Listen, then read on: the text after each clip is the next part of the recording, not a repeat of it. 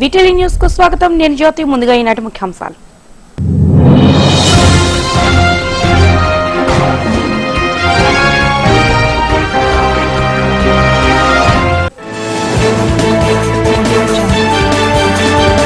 అమ్మకు అశ్రు నివాళి. అంతిమ యాత్రలో పాల్గొన్న ప్రముఖులు.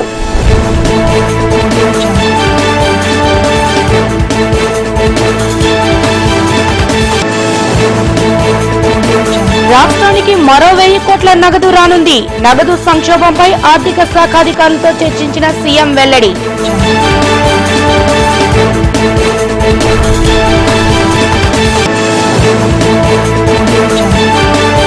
నాలుగవ రోజుకు చేరుకున్న కాంట్రాక్ట్ ఉపాధ్యాయుల ఆందోళన. పదవ పీఆర్సీని అమలు చేయాలని డిమాండ్ చేసిన జేఏసీ.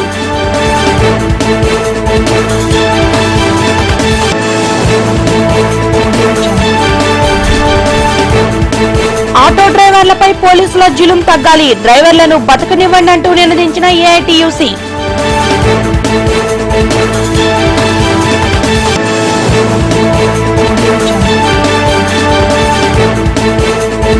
రాజ్యాంగ నిర్మాతకు మహానివాళి. పార్టీలకు అతీతంగా పాల్గొన్న ప్రజాప్రతినిధులు.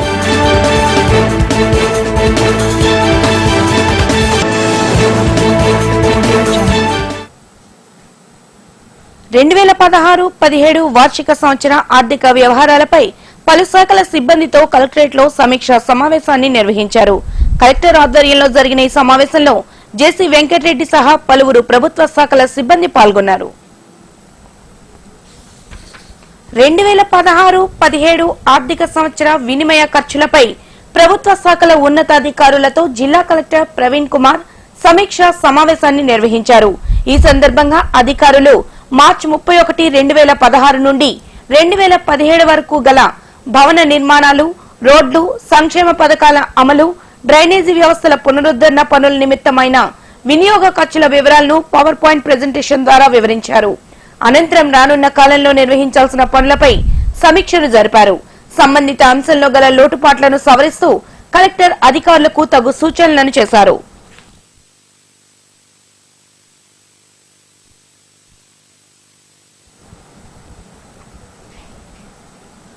జాయింట్ యాక్షన్ కమిటీ ఆధ్వర్యంలో ఉద్యోగ భద్రత కొరకు కాంట్రాక్ట్ లెక్చరర్లు నిర్వహిస్తున్న నిరాహార దీక్ష నేడు 4వ రోజుకు చేరుకుంది. ఈ సందర్భంగా తమ డిమాండ్లను లెక్చరర్ లతారాణి మీడియాకు తెలియజేశారు. ప్రభుత్వ డిగ్రీ, జూనియర్ పాలిటెక్నిక్ కళాశాలల్లో గత 16 సంవత్సరాలుగా కాంట్రాక్ట్ ఉద్యోగులుగా ఉన్న తమకు గుర్తింపు గాని, ఉద్యోగ భద్రత గాని లేకపోవటం అమానుషమని లత అన్నారు. గత 3 రోజులుగా కలెక్టరేట్ వద్ద జరుగుతున్న నిరాహార దీక్షలు 4వ రోజుకు చేరుకున్నాయి. ఈ సందర్భంగా బాధిత లెక్చరర్ లతారాణి మాట్లాడుతూ 10వ పీఆర్సీ కమిటీ కాంట్రాక్ట్ లెక్చరర్లకు బేసిక్ డిఏ ఇవ్వాలని డిమాండ్ చేశారు. సుప్రీంకోర్టు ఆదేశాల మేరకు సమాన పనికి సమాన వేతనం అమలు చేయాలని స్పష్టం చేశారు.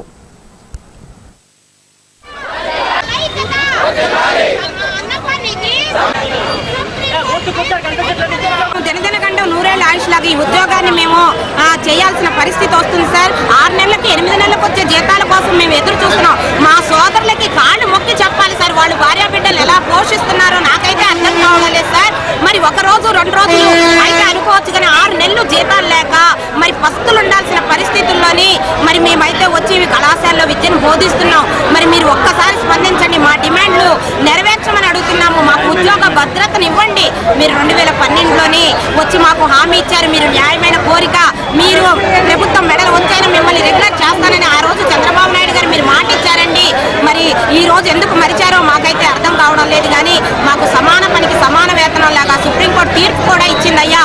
మరి మాకు అది లేదు, ఉద్యోగ భద్రత లేదు, మరి ఏది కూడా మాకు ఇది మా డిమాండ్లు నెరవేరే వరకు కూడా మేము కళాశాలలో అడుగు పెట్టమని చెప్పి ప్రతిజ్ఞ చేస్తాం. విమ్స్ ప్రైవేటీకరణకు వ్యతిరేకంగా ఉత్తరాంధ్ర అభివృద్ధి వేదిక నేడు వినతి పత్రాన్ని డిఆర్ఓ చంద్రశేఖర్ ద్వారా ముఖ్యమంత్రి చంద్రబాబు నాయుడుకు అందజేసింది. ఈ సందర్భంగా సిఐటియు నేత అజాద్ శర్మ మీడియాతో మాట్లాడారు.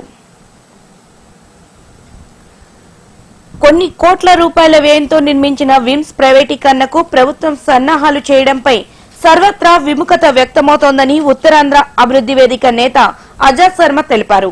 ఈ మేరకు ప్రభుత్వం తన నిర్ణయాన్ని మార్చుకుని ప్రజలకు విమ్స్ సేవలను కొనసాగించాలని కోరుతూ ముఖ్యమంత్రికి వినతి పత్రాన్ని సమర్పించామన్నారు.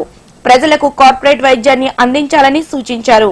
ప్రజల అవసరాల దృష్ట్యా 1300 పడకలతో 15 బ్లాకుల్లో 200 కోట్ల రూపాయల ఖర్చుతో 6 బ్లాకుల్లో విమ్స్ ను నిర్మించి నేడు ప్రైవేటీకరించడం దారుణమన్నారు. దీనికి తాము పూర్తిగా వ్యతిరేక పోరాటాలు నిర్వహిస్తామని స్పష్టం చేశారు.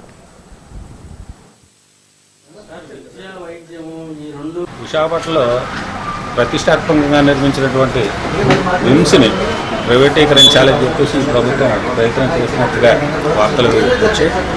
ఇది చాలా అన్యాయమైనటువంటి విషయం. ఉత్తరాంధ్రలో ఉన్నటువంటి ప్రజానీకానికి అందరికీ వైద్య సేవలు అందించాలనేటువంటి ఉద్దేశంతో గత ప్రభుత్వం దీన్ని నిర్మాణం చేసింది. ఈ ప్రభుత్వం చాలా తాత్సారం చేసి ఓపీని ప్రారంభించడానికే చాలా యాగి చేసింది. ఆఖరికి ప్రజలకు బాధ పడలేక ఓపీని ప్రారంభించి మళ్ళీ దాన్ని సూపర్ స్పెషాలిటీ సేవలు అక్కడ ఏర్పాటు చేయడానికి అవకాశం ఉన్నప్పటికీ కూడా వాటన్నింటినీ కాదని బ్రహ్మాండమైనటువంటి జాగా ఇన్ఫ్రాస్ట్రక్చర్ పెద్ద బిల్డింగులు ఉన్నటువంటి భవనాలతో సహా మొత్తం వాటిని ప్రైవేటీకరణ చేయాలని చెప్పేసి ఈ ప్రభుత్వం ఆలోచిస్తుంటే మా దృష్టికి వచ్చింది. చాలా ఖండించవలసినటువంటి విషయం. వివిధ సంఘాలు ఈరోజు ప్రభుత్వం యొక్క చర్యను ఖండిస్తూ అలాంటి ప్రయత్నాలను విడనాడి విమ్స్ని ప్రభుత్వ ఆధ్వర్యంలోనూ సూపర్ స్పెషాలిటీ సేవలన్నీ ప్రజలకు అందుబాటులో ఉండేటట్టుగా వెంటనే ప్రారంభించాలని డిమాండ్ చేస్తూ ముఖ్యమంత్రి గారికి ఓ మెమరాండాన్ని డిఆర్ఓ గారి ద్వారా ఈరోజు పంపించడం జరిగింది.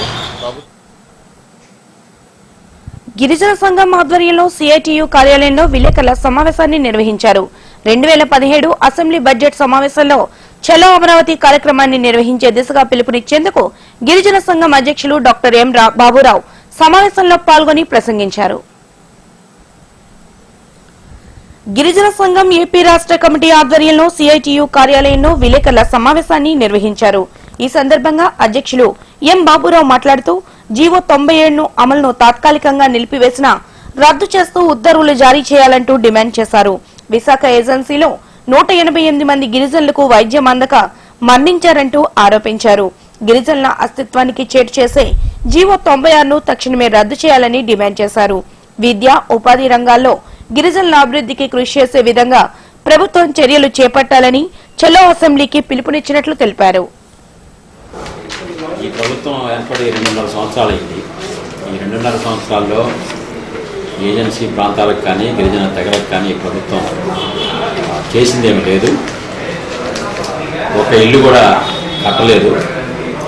గతంలో కట్టిన ఇళ్లకు బిల్లు ఇచ్చే పరిస్థితి కూడా లేదు. ముఖ్యంగా ఒక 2 ప్రధాన సమస్యల మీద గిరిజనులు పోరాటాలు చేస్తుంటే వాళ్ళ మీద పూర్తి నిర్బంధాన్ని కొనసాగించడం, కేసులు పెట్టడం అనేటువంటి కార్యక్రమం చేస్తూ ఉంటే దీన్ని గిరిజన సంఘం మేము ఖండిస్తాం. మొదటి విషయం ఏంటంటే ఈ ప్రభుత్వం ఎన్నికలు కాకముందేమో బాక్సైట్ను వద్దంది, గిరిజనులకు నష్టం అని చెప్పింది. వచ్చిన తర్వాత ఈ 97 జీవో జారీ చేసింది. అప్పుడు మేము ఆందోళన చేస్తే దీన్ని అబేయన్స్లో పెడుతున్నాం. క్రమంగా రద్దు చేస్తూ ఉన్నారు. కానీ సంవత్సరం అయినా ఇప్పటికీ అది రద్దు కాలం.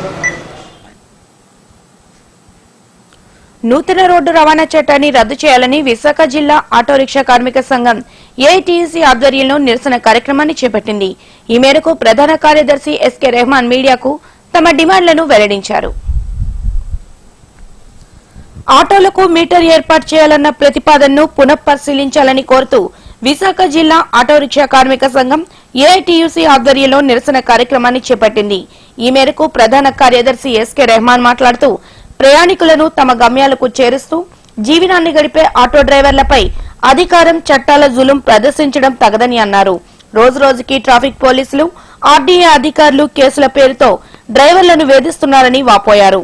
ట్రాఫిక్ పోలీసులు జరిమానాలతో డ్రైవర్లు కష్టపడిన దాన్ని దోచుకుంటున్నారని ఆరోపించారు. ప్రధానంగా ఈరోజు నగరంలో ఆటోలకు మీటర్లు లేవని తూనుకులు కొలతల వారు రోడ్ల మీదకి దిగి కొన్ని ప్రాంతాల్లో ఆపి కేసులను పెట్టి చలాన్ అనేది కూడా ఇవ్వడం జరుగుతుంది. ప్రధానంగా 500 నుంచి 2000 రూపాయల దాకా ఫైన్ వేస్తున్నారు. ముగ్గురు కూడా 3 శాఖలకు సంబంధించి ఒకేసారి దాడులు చేయడం చాలా దుర్మార్గమైన చర్య. ఏదైతే ఈరోజు తూనుకులు కొలతల వారు మీటర్లు లేవని కేసులు రాస్తున్నారో మేము ఆల్రెడీ కొత్త ఆటోలు అన్నింటిలో కూడా మీటర్లు అనేది పెడుతున్నారు. మీటర్లు ఉన్నాయి. పాత ఆటోలకి ఈరోజు మీటర్ పెట్టాలన్నా కూడా ఈరోజు అడాప్టర్ సంబంధించి కొద్ది ప్రాబ్లం ఉంది కాబట్టి మీటర్ మెకానిక్లే ఈ బల్లుకి అనేది మీటర్ పెట్టడం అవ్వదు అనేది చెప్తున్నారు. రెండో పక్క వీళ్ళు మీటర్ పెట్టాలనేది చెప్పి ఫైన్లు కూడా విధించి ఈరోజు 500 నుంచి 2000 దాకా ఫైన్ వేస్తున్నారు. కాబట్టి దాన్ని వెనక్కి తీసుకొని పెడుతున్న కేసులన్నీ కూడా వెనక్కి తీసుకోవాలని మేము విజ్ఞప్తి చేస్తున్నాం. డాక్టర్ బిఆర్ అంబేద్కర్ 61వ వర్ధంతిని దళిత హక్కుల రక్షణ, లౌకికవాద పరిరక్షణ దినంగా ప్రకటించాలని డిమాండ్ చేస్తూ దళిత హక్కుల పోరాట సమితి కలెక్టరేట్ వద్ద ధర్నాను నిర్వహించింది. ఈ మేరకు సంబంధిత వివరాలను రాష్ట్ర అధ్యక్షుడు జేవీ ప్రభాకర్ మీడియాకు అందజేశారు. దళిత హక్కుల సంఘం ఆధ్వర్యంలో కలెక్టరేట్ వద్ద నిరసన ధర్నాను చేపట్టారు. ఈ సందర్భంగా రాష్ట్ర అధ్యక్షులు జేవీ ప్రభాకర్ రావు మాట్లాడుతూ దేశవ్యాప్తంగా దళితులు ముస్లింలపై జరిగే దాడులను అరికట్టాలన్నారు. ఎస్సీ, ఎస్టీ, బీసీ మైనారిటీలకు ప్రైవేట్ రంగంలో రిజర్వేషన్లను అమలు చేయాలని కోరారు. ఎస్సీ, ఎస్టీ ఉప ప్రణాళిక సక్రమంగా అమలు చేయాలని డిమాండ్ చేశారు. బాబాసాహెబ్ అంబేద్కర్ 61వ వర్ధంతిని దళిత హక్కుల రక్షణ, లౌకికవాద పరిరక్షణ దినంగా ప్రకటించాలని కోరారు. ఈ ధర్నాకు సిపిఐ జిల్లా కార్యదర్శి ఏజస్ స్టాలిన్ సైతం సంఘీభావం తెలిపారు. అడుగుల విగ్రహాలు మాకు అక్కర్లేదు, ఎందుకంటే ప్రతి వాడవాడలో బాబాసాహెబ్ అంబేద్కర్ విగ్రహాలు ఉన్నాయి. బాబాసాహెబ్ అంబేద్కర్ ఏవైతే చెప్పాడో, భూమి పంచమని చెప్పాడు, ఉద్యోగాలు సమాన అవకాశాలు కల్పించమని చెప్పాడు, మంచి చదువు చదివించమని చెప్పాడు. ఈ 3 కావాలని చెప్పేసి మేము రాష్ట్ర ప్రభుత్వాన్ని, కేంద్ర ప్రభుత్వాన్ని కోరుతున్నాం తప్ప మరి 125 అడుగుల విగ్రహాలు మాకు అక్కర్లేదని చెప్పేసి మేము ప్రభుత్వాన్ని విజ్ఞప్తి చేస్తా ఉన్నాం. అంబేద్కర్ పేరు చెబుతూనే అంబేద్కర్ వాదులందరినీ కూడా చంపేటువంటి కార్యక్రమాన్ని ఆపాలని చెప్పేసి బీజేపీ, ఆర్ఎస్ఎస్ వాళ్ళకి మేము విజ్ఞప్తి చేస్తా ఉన్నాం. మేము దాడులు కానీ ఆపకపోతే మేము కూడా దళిత హక్కుల పోరాట సమితి తరఫున ప్రతి దాడులు. బాబాసాహెబ్ అంబేద్కర్ 61వ జయంతిని పురస్కరించుకుని కేజీహెచ్ లో సిబ్బంది ఆయన విగ్రహానికి పూలమాలలు వేసి ఘన నివాళులర్పించారు. అనంతరం సూపరింటెండెంట్ అర్జున్ రావు మీడియాతో మాట్లాడారు.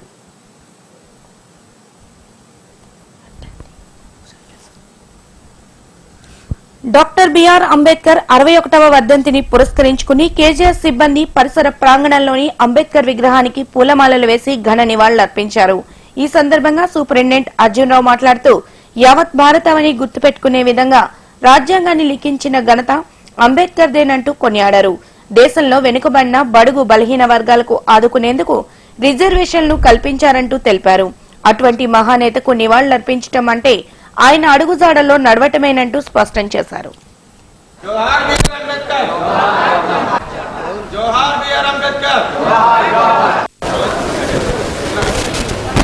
ప్రపంచ మేధావి, భారతరత్న బాబాసాహెబ్ డాక్టర్ బిఆర్ అంబేద్కర్ గారి వర్ధంతి సందర్భంగా ఉత్తరాంధ్ర ఆరోగ్య ప్రధాన అయిన కింగ్ జార్జ్ ఆసుపత్రిలో ఆ మహానుభావుడి వర్ధంతిని జరుపుకోవడం చాలా ముదావం. సంఘంలో, సంస్థలో మార్పు కావాలని అహర్నిశలు కష్టపడి తన జీవితాన్ని త్యాగం చేసి నవభారతానికి రాజ్యాంగాన్ని రచించి భావితరాల వారికి మంచి మార్గదర్శకైన డాక్టర్ బిఆర్ అంబేద్కర్ తిరస్మరణి. డాక్టర్ బిఆర్ అంబేద్కర్ 61వ వర్ధంతిని పురస్కరించుకుని పార్టీలకు అతీతంగా ప్రజా ప్రతినిధులంతా ఘన నివాళులను అర్పించారు. ఈ మేరకు డాబా గార్డెన్స్ అంబేద్కర్ సర్కిల్ వద్ద గల బాబాసాహెబ్ విగ్రహానికి పూలమాలలు వేసి ఆయన సేవలను కొనియాడారు. రాజ్యాంగ నిర్మాత డాక్టర్ బిఆర్ అంబేద్కర్ వర్ధంతి సందర్భంగా పార్టీలకు అతీతంగా భాజపా, తెదేపా, వైసీపీ, సిపిఐ, సిపిఎం, సామాన్య ప్రజా పార్టీల నేతలు నగరంలోని డాబా గార్డెన్స్ అంబేద్కర్ విగ్రహానికి పూలమాలలు వేసి ఘన నివాళులర్పించారు. అలానే గాజువాకలో వైసీపీ నేత తిప్పల నాగిరెడ్డి ఆధ్వర్యంలో వైసీపీ శ్రేణులు, మధురవాడలో పైడిరాజు ఆధ్వర్యంలో సిపిఎం శ్రేణులు ఈ కార్యక్రమంలో పాల్గొని బాబాసాహెబ్ అడుగుజాడల్లో నడవాలని సూచిస్తూ నినాదాలను చేశారు. ఈ సందర్భంగా భాజపా నగర అధ్యక్షులు నాగేంద్ర మాట్లాడుతూ జాతిని వెనుకబడిన ఆలోచనల్లో నుండి ముందుకు నడిపిన మహానాయకునిగా అంబేద్కర్ ను కొనియాడారు. అలానే తెదేపా ఎమ్మెల్యే వాసుపల్లి గణేష్ కుమార్ మాట్లాడుతూ బడుగు బలహీన వర్గాల ప్రజల అభివృద్ధికి రాజ్యాంగబద్దమైన చట్టాలను చేసి భవిష్యత్తును రూపొందించారని పొగిడారు. వైసీపీ నేత కొయ్య ప్రసాద్ రెడ్డి మాట్లాడుతూ కుల వివక్షను వ్యతిరేకించిన మహనీయునిగా అంబేద్కర్ సేవలను యావత్ భారతావని గుర్తించుకుంటుందని తెలియజేశారు.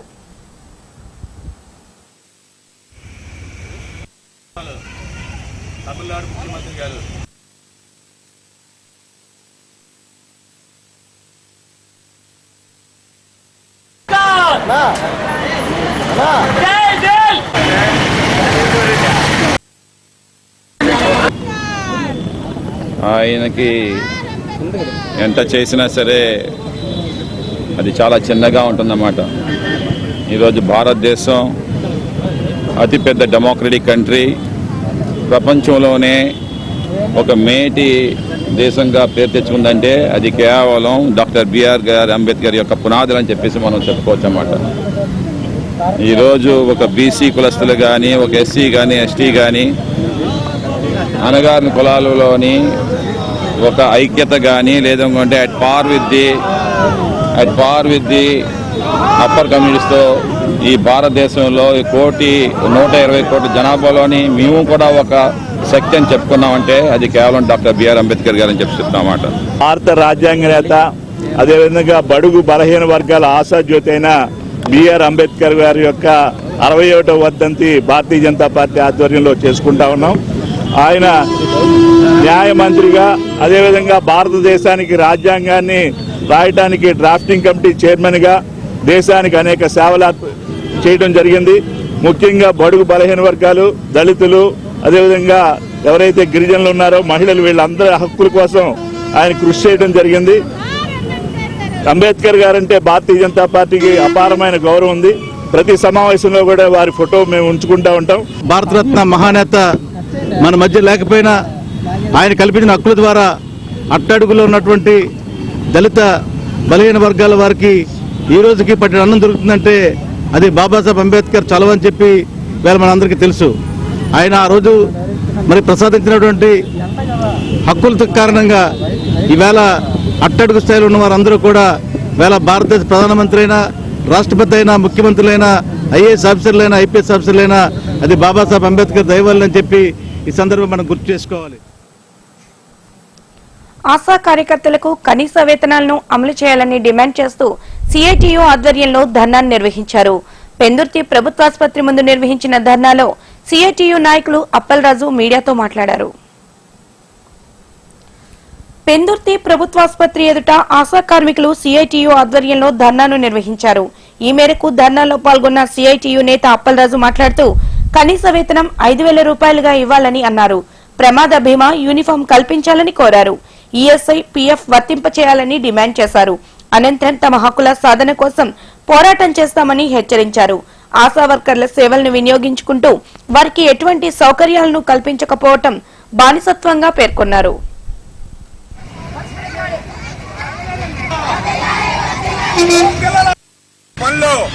అన్ని పనులు కూడా చేస్తున్నట్టు ఆశా కార్యకర్తలకి ఈ రోజు కూడా గౌరవేతనం పెట్టకుండా వెట్టి చాకరీ చేయించుకుంటున్నారు. ఈ రోజు అంగన్వాడీ టీచర్లకు కానీ, మరి జీవీఎంసీ కార్మికులకు కానీ, మిడ్ డే మీల్స్ కానీ ఈ కార్మికులు ఎవరైతే ఉన్నారో ఈ కార్మికులకి అందరికీ కూడా గౌరవేతనం జీతాలు అనేది పెంచి ఈ రోజు రాష్ట్ర ప్రభుత్వం చేసింది. ఆశా కార్యకర్తలు జీతాలు పెట్టకపోవడం ఏం పాపం చేశారని మీ రాష్ట్ర ప్రభుత్వాన్ని మేము అడుగుతున్నాం. పెందుర్తి మండల పరిషత్ ప్రాథమికోన్నత పాఠశాలలో నేడు మెప్మా యూసీడీ విభాగం ఆధ్వర్యంలో నెట్ బ్యాంకింగ్, నగదు రహిత లావాదేవీలపై అవగాహన కార్యక్రమాన్ని నిర్వహించారు. ఈ సందర్భంగా ముఖ్య అతిథిగా జోనల్ కమిషనర్ నల్లి శివాజీ హాజరై మీడియాతో మాట్లాడారు. భవిష్యత్తులో రాష్ట్రాన్ని నగదు రహిత సేవల వినియోగంలో నెంబర్ 1 స్థానంలో ఉంచాలని ప్రభుత్వం రంగం సిద్ధం చేస్తూ విస్తృత అవగాహన కార్యక్రమాలను చేపడుతోందని జోన్ 6 కమిషనర్ నల్లి శివాజీ తెలిపారు. ఈ సందర్భంగా పెందుర్తి ప్రాథమిక పాఠశాలలో నిర్వహించిన అవగాహన కార్యక్రమంలో పాల్గొన్న ఆయన మాట్లాడుతూ భవిష్యత్తులో విద్యార్థుల చేతిలో ప్రపంచం ఉంటుంది కనుక నగదు రహిత లావాదేవీలపై అవగాహన కల్పించడం ఆవశ్యకమన్నారు. ప్రభుత్వం ఈ విషయంలో ప్రతి ఒక్కరిని ఎడ్యుకేట్ చేయాలనుకుంటున్నట్లు తెలియజేశారు.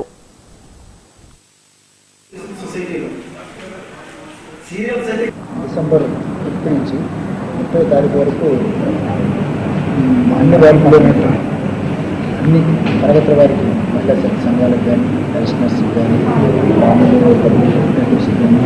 అలాగే అందరూ కూడా జనరల్ కమిటీతో కలిసి మీటింగ్ పెట్టడం జరిగి వాళ్ళని అవేర్నెస్ తీసుకురావడం జరుగుతుంది.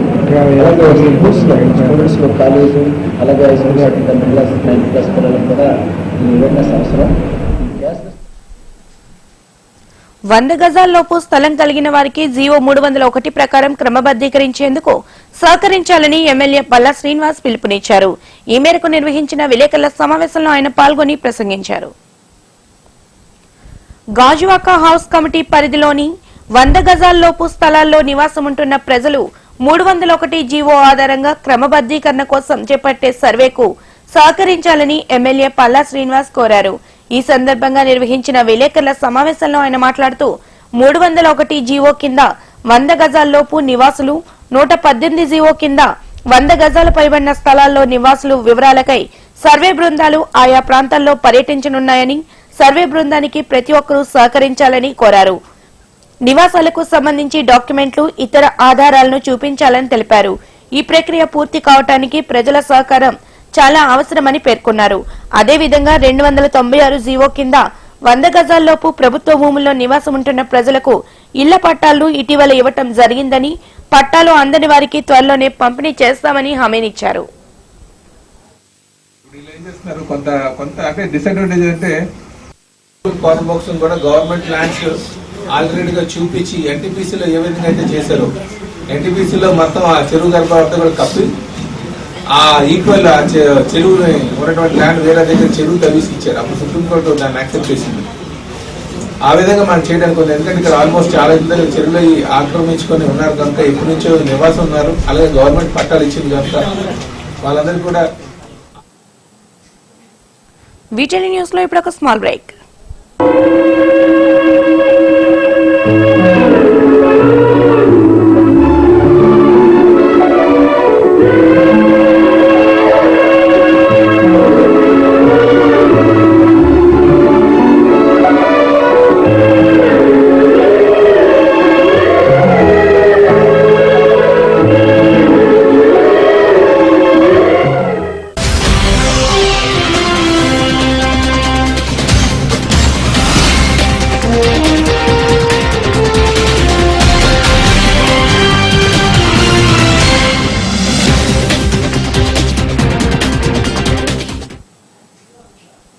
Welcome back.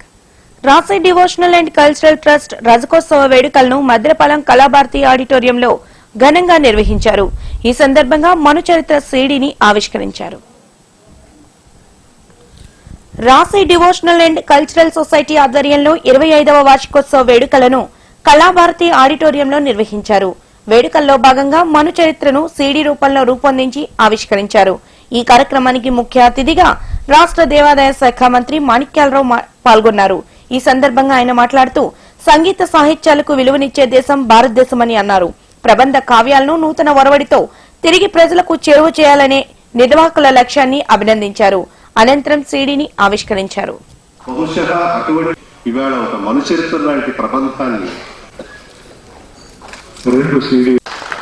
యార్లగడ్డ లక్ష్మీప్రసాద్ అంటే మన సాహిత్యాలకి పూర్తిగా 100% కూడా వర్తిస్తుందని ఎన్ని వందల వేల సంవత్సరాల క్రితం మహాభారత రామాయణాన్ని రచించారో తెలియదు, కానీ ఇవాళ కూడా అట్లాంటి రావణులు ఉన్నారు, సమాజాన్ని రక్షించే రాముళ్ళు ఉంటారు. ఇవాళ కూడా మహాభారతాన్ని కనుక మనం జీవితంలో అన్వయించుకుంటే మహాభారతంలోని పాత్రలన్నీ కూడా మన కళ్ళ ముందు ఖచ్చితంగా కదులుతూ ఉంటాయి. మధురవాడ 5వ వార్డు మారికవలస సర్వే నెంబర్ 179లో అక్రమంగా నిర్మించిన నిర్మాణాలను ఎంఆర్ఓ ఆదేశాల మేరకు ఆర్ఐ రవిశంకర్ బృందం తొలగించింది. అనంతరం రవిశంకర్ మీడియాతో మాట్లాడారు.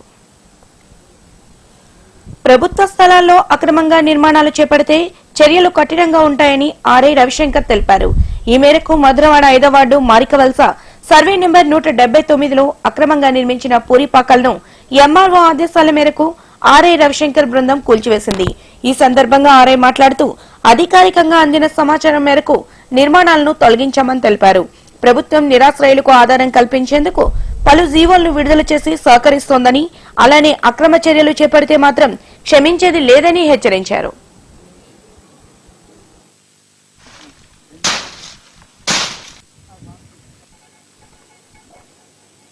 విశాఖపట్నం రూరల్ మండలం పరదేశపాలెం గ్రామం సర్వే నెంబర్ 179. ఇదంతా కొండపురం బోకండి క్లాసిఫికేషన్. సో అదేంటంటే లాస్ట్ వీక్ బల్క్ ఎన్క్రోచ్మెంట్ చేయడానికి ఒక 100-150 మంది వరకు అన్నోన్ పర్సన్స్ బల్క్ ఎన్క్రోచ్మెంట్ చేయడానికి ట్రై చేశారండి. సో అప్పుడు మా విఆర్ఓ గారు తర్వాత ఇతర రెవెన్యూ సిబ్బంది వచ్చి అడ్డుకోవడం జరిగింది.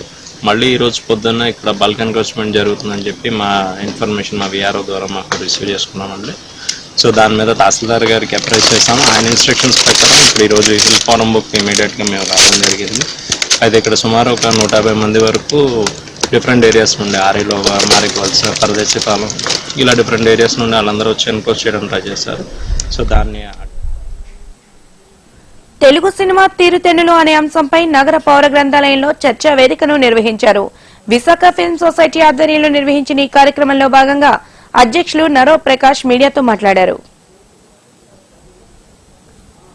తెలుగు సినిమా జాతీయ, అంతర్జాతీయ వేదికల్లో ప్రదర్శనకు నోచుకోకపోవడం విచారకరమని విశాఖ ఫిల్మ్ ఛాంబర్ కార్యదర్శి నరో ప్రకాష్ రావు తెలిపారు. ఈ సందర్భంగా నిర్వహించిన చర్చా వేదిక కార్యక్రమంలో పాల్గొన్న ఆయన మీడియాతో మాట్లాడారు. ఏటా 200 సినిమాలు తెలుగులో విడుదలవుతున్నాయని, కానీ అనుకున్న రీతిలో ప్రదర్శించబడటం లేదని అన్నారు. సినిమా పరిశ్రమ అభివృద్ధికి ప్రభుత్వం ఎటువంటి చర్యలు తీసుకోవడం లేదని విమర్శించారు. నూతన ఒరవడిని అందిపుచ్చుకోకపోతే తెలుగు సినిమా ప్రపంచ దృష్టిని ఆకర్షించేది లేదని స్పష్టం చేశారు.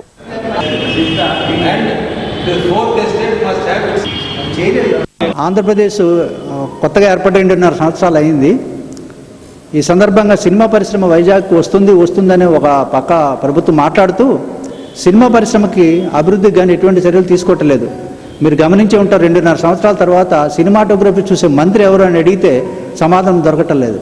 సో ఆ సందర్భాన్ని పురస్కరించుకొని ఇది ఒక అంశం. అయితే రెండో అంశం, ఈ మధ్యనే గోవాలో అంతర్జాతీయ ఫిల్మ్ ఫెస్టివల్ జరిగింది. నేను వెళ్ళాను డెలిగేట్ కింద. ఎంవీపీ కాలనీలో గల ఓ బేకరీలో కేక్ మిక్సింగ్ కార్యక్రమాన్ని ఉత్సాహంగా నిర్వహించారు.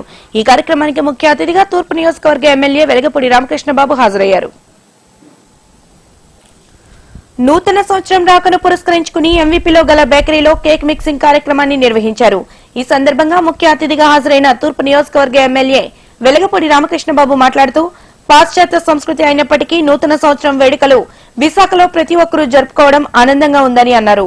రానున్న 2017 రాష్ట్ర రాజకీయాల్లో కీలక పాత్రను పోషిస్తుందని తెలిపారు.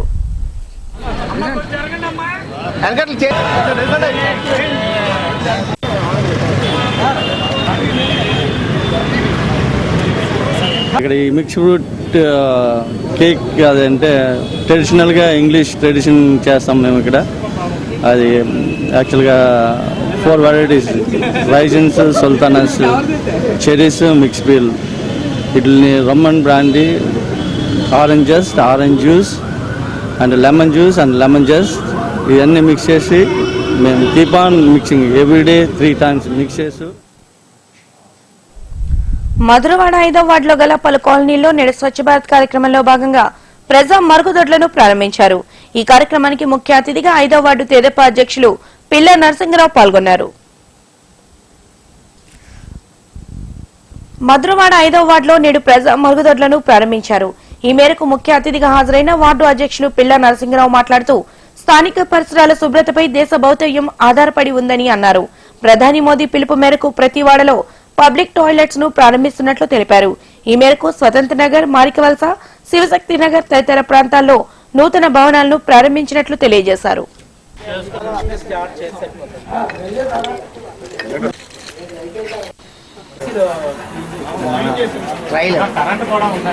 ప్రధాని గారు మరియు మన రాష్ట్ర మంత్రివర్యులు చంద్రబాబు నాయుడు గారు స్వచ్ఛ భారత్ కోసం ఈ మరుగుదొడ్లు నిర్మాణం చేపట్టారు. ఇక్కడ ఈ కాలనీలో చాలా ఇబ్బందులు ఉన్నాయి. దానికోసం పార్కును కూడా పరిశుభ్రంగా పార్కు కూడా పాడైపోతున్న దృష్టితో ఈరోజు ఇక్కడ మరుగుదొడ్లు కట్టడం జరిగింది. ఈ మరుగుదొడ్లు ప్రజలందరూ సద్వినియోగం చేసుకొని శుభ్రంగా నీట్గా ఉంచుకొని చేయాలని కోరుకుంటున్నాం.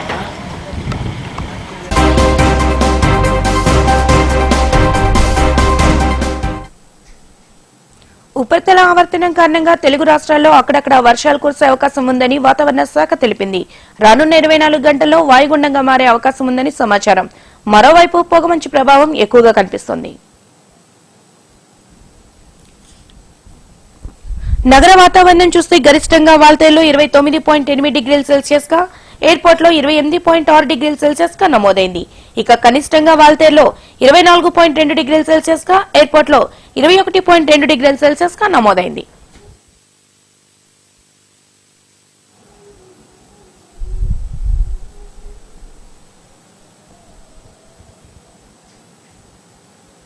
ఈనాటి వార్తలు ముగించే ముందు ముఖ్యాంశాలు మరొకసారి.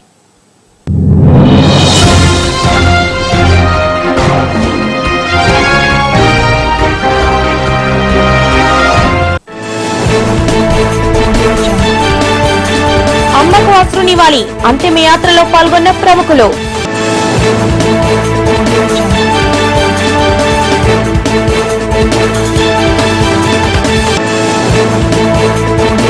రాష్ట్రానికి మరో 1000 కోట్ల నగదు రానుంది. నగదు సంక్షోభంపై ఆర్థిక శాఖ అధికారులతో చర్చించిన సీఎం వెల్లడి.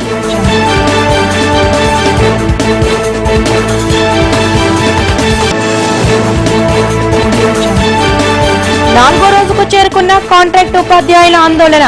10వ పీఆర్సీని అమలు చేయాలని డిమాండ్ చేసిన జేఏసీ.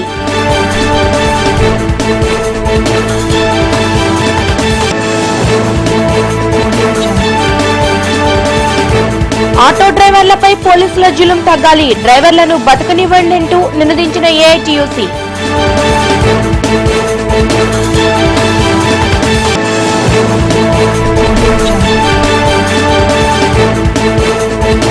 రాజ్యాంగ నిర్మాతకు మహానివాళి, పార్టీలకు అతీతంగా పాల్గొన్న ప్రజాప్రతినిధులు.